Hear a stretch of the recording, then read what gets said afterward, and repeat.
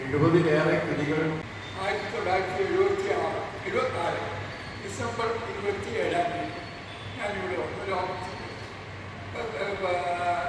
Senior chief administrator ഇവിടെ വന്ന് അതിന് മുമ്പ് ഞാൻ കുറേ മനസ്സിലായി. പക്ഷെ ഇവിടെ ആരും എന്നെയറിയില്ല, പേര് മാത്രം.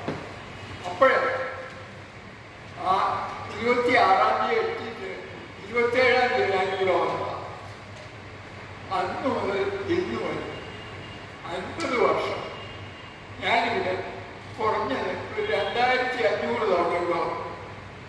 അതില് 1500 തവണ ഇവിടെ ഇരുന്നോണ്ടാ അവസാനം കയറി. എന്നെ അവിടെ ഇരുത്തുകയില്ല, ഇവിടെ ഇരുത്തും. ഉള്ളതാണ് ശരി, ഇല്ലാത്തതാണ് ശരി, ഇവിടെ ഇരുത്തും. അതുമല്ല, ഞാൻ താഴെ വന്നിരുന്ന മകളെ ഇങ്ങോട്ട്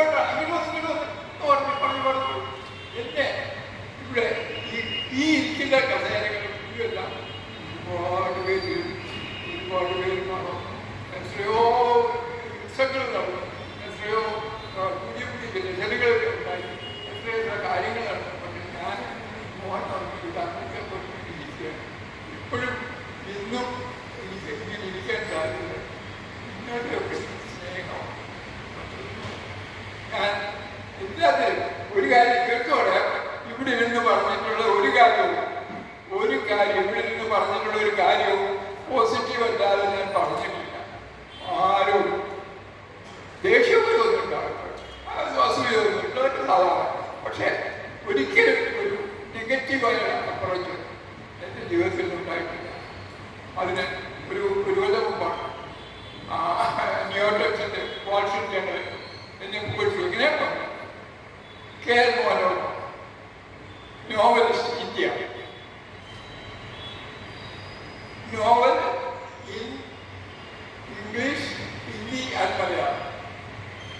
ഒറ്റയാണ്. അങ്ങനെ 226 രാജ്യങ്ങളിലേക്ക് എന്നെ അറിയിച്ചു. ഇപ്പം 2 ദിവസം എങ്ങോട്ട് ആൾക്കാർ ഈയിടെ വൺസറെ ഈ വഴിയൊക്കെയാണ് വരുന്നുണ്ടോ? ഞാൻ ചെറുക്കുന്നത് നിങ്ങൾ വിളിക്കുന്നത്. ഞാൻ സൗത്ത് കൊറിയ അല്ല, നോർത്ത് കൊറിയയിലേക്ക് നോർത്ത് കൊറിയ ആർക്കും പോകാൻ വയ്യാത്ത. പക്ഷെ അവിടെ കാശൊന്നുമില്ല. ഞാൻ പറഞ്ഞു എൻ്റെ അടുത്ത് പൈസയൊന്നുമില്ല. അയ്യോ ഞങ്ങൾക്ക് ഇവിടെ വരികയാണ് കേട്ടോ. അതുപോലെ നിങ്ങൾ എവിടെയെങ്കിലുമൊക്കെ പോകുമ്പോൾ വെളിയിലേക്ക് ചെന്ന് രക്ഷപ്പെട്ട് ഒന്നും കിട്ടിയില്ലേ, ചുമ്മാ ഇവിടെ മലയാളിയൊക്കെ അവിടെ വിളിച്ചു പറഞ്ഞാൽ ഞങ്ങൾ മോഹനോർമ്മയുടെ സ്ഥലത്തുനിന്ന് വരിക, അവരെന്നെ വായിച്ചു കാണില്ല. ആരും അത് കിട്ടി.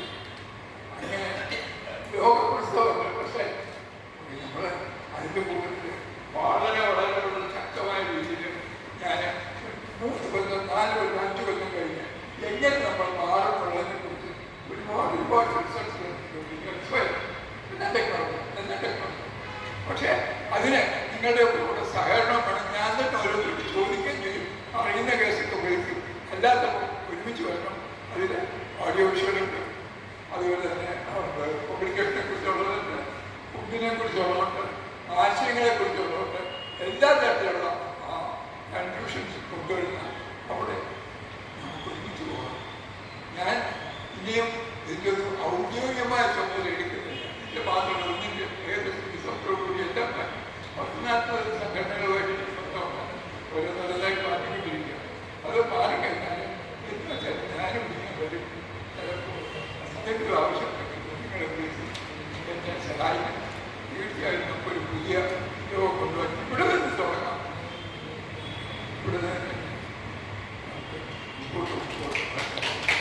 നിങ്ങളുടെ അനുഗ്രഹം ആശംസകൾ കാരണം ആശയങ്ങൾ പറയാൻ കാരണം അത് ഞാൻ മേടിച്ചിട്ട് നമുക്ക് മുമ്പോട്ട് പോകാം.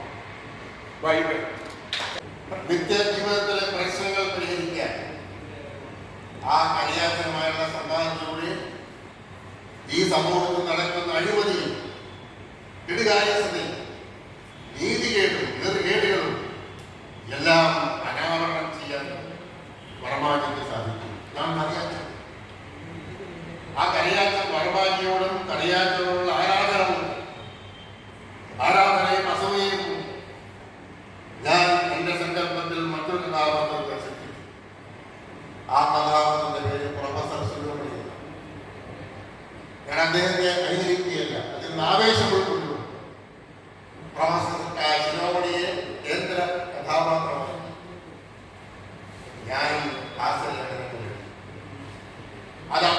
അതോടൊപ്പം മാതൃഭൂമിയുടെ എഡിറ്റോറിയൽ പേജിൽ വർമാജിയോടൊപ്പം എനിക്ക് എഴുതാൻ കഴിഞ്ഞു. 20 വർഷക്കാലം പ്രൊഫസർ ശിവമണിയെ കേന്ദ്ര കഥാപാത്രമാണ്.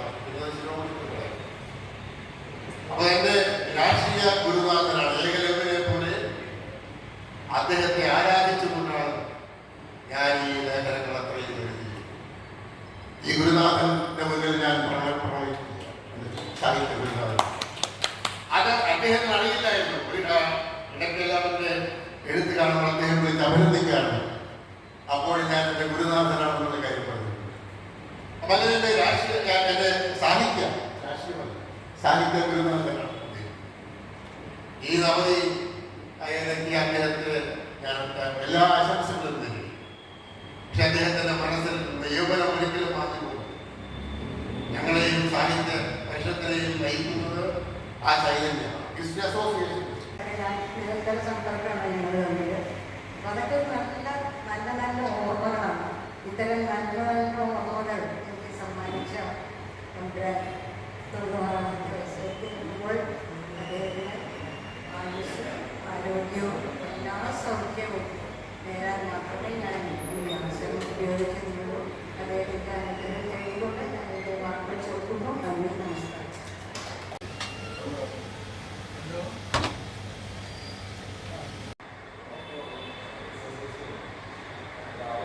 ഗാന്ധിജി ഒരു ദളിത് വിരോധിയായി